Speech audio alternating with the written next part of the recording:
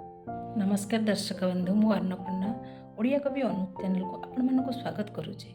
मु मोर स्वरचित कविता शुभ विवाह वार्षिक आपण मानक पाखरे पढ़ी उपस्थापना करुचे। भाबुची आपण मानक भल लागिवो।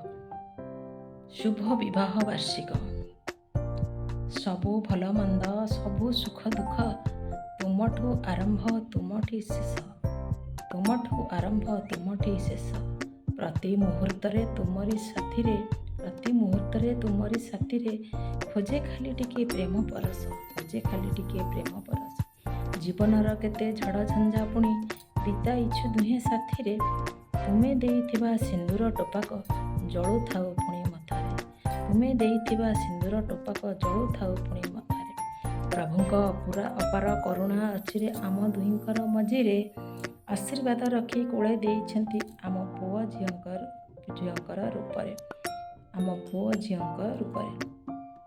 ए बंधन आम ए जन्मर नुहे सीए पुणी जन्म जन्मर, अतुट बंधन एई संसार रे न लागू कहार नजर, न लागू कहार नजर।